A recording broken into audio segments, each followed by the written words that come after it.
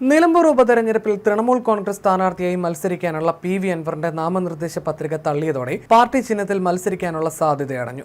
എന്നാൽ സ്വതന്ത്ര സ്ഥാനാർത്ഥിയായി അൻവറിന് മത്സരിക്കാം. പത്രികയിൽ സാങ്കേതിക പിഴവുണ്ടെന്ന് കണ്ടെത്തിയതോടെയാണ് പത്രിക തള്ളിയത്. അതേസമയം ഇതും അൻവറിന്റെ നാടകമാണെന്ന വാദങ്ങളും ഉയരുന്നുണ്ട്. ദേശീയ പാർട്ടി അല്ലാതെ തൃണമൂൽ കോൺഗ്രസിന്റെ സ്ഥാനാർത്ഥിയായി മത്സരിക്കുന്നതിന് നോമിനേഷനിൽ 10 പേർ ഒപ്പിടണമായിരുന്നു.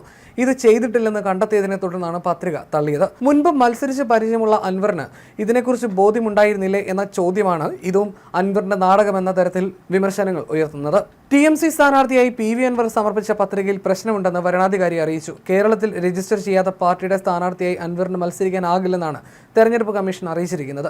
ഈ സാങ്കേതിക തടസ്സങ്ങൾ ചൂണ്ടിക്കാട്ടിയാണ് സൂക്ഷ്മ പരിശോധന വേളയിൽ പത്രിക തള്ളിയത്. പത്രികയിൽ പുനഃപരിശോധന വേണമെന്ന് PV അൻവർ ആവശ്യപ്പെട്ടിട്ടുണ്ട്. തൃണമൂൽ കോൺഗ്രസ് സ്ഥാനാർത്ഥിയായി മത്സരിക്കാമോ എന്നതിൽ വ്യക്തത വരുത്താൻ സംസ്ഥാന തെരഞ്ഞെടുപ്പ് കമ്മീഷൻ കേന്ദ്ര തെരഞ്ഞെടുപ്പ് കമ്മീഷനെ സമീപിച്ചിരുന്നു. കേരളത്തിൽ തൃണമൂൽ കോൺഗ്രസ് രജിസ്റ്റേർഡ് പാർട്ടിയല്ല എന്ന സാങ്കേതിക പ്രശ്നമാണ് ഇനി പരിഹരിക്കേണ്ടത്. തൃണമൂൽ കോൺഗ്രസിന് കേരളത്തിൽ രജിസ്ട്രേഷൻ ഇല്ലെന്നത് ഇന്നലെ തന്നെ ചില പാർട്ടികൾ ഉന്നയിച്ചിരുന്നു. ബംഗാൾ മുഖ്യമന്ത്രി മമതാ ബാനർജിയെ ഉൾപ്പെടെ കേരളത്തിലെത്തിച്ച് പ്രചാരണം നടത്താനുള്ള അൻവറിന്റെ നീക്കങ്ങൾ കൂടിയാണ് ഇതോടെ പാളിയിരിക്കുന്നത്. പാർട്ടിയുടെ പേരോ ചിഹ്നമോ ഉപയോഗിച്ച് അൻവറിന് പ്രചരണം നടത്താൻ സാധിക്കില്ല. ജനകീയ പ്രതിപക്ഷ പ്രതിരോധ മുന്നണി എന്ന പേരിൽ കഴിഞ്ഞ ദിവസം അൻവർ ഒരു മുന്നണിയും രൂപീകരിച്ചിരുന്നു.